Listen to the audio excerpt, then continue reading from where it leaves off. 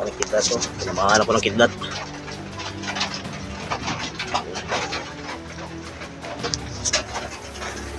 Ay, buti na buhay pa ako.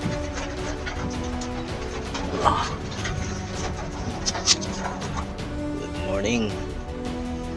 Ito nga pala yung tama ng kidlat. Yan.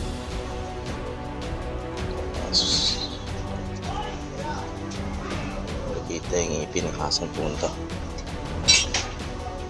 Kasi malakas ng kidlat noong time nila eh.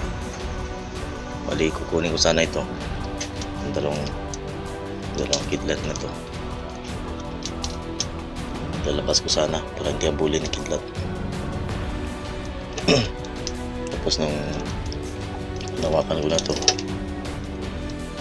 bigla na lang yun, bigla na lang tumama sa yung kidlat dito, kalin sa taas. Tapos yun, gulat ako dito, nakausok dito, amoy pulbura. Sa nakita ko na lang kulay blue. Blue tumalo sa katawan ko.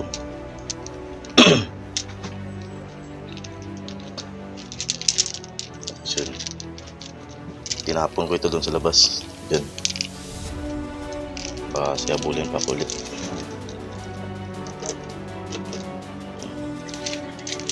Ito, nanggaling ito sa bigay ito ng kaibigan ko, si Steve Ari.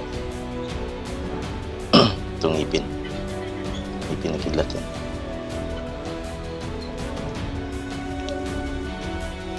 Dito siguro pumasok yung mga enerhiya na tumama sa akin.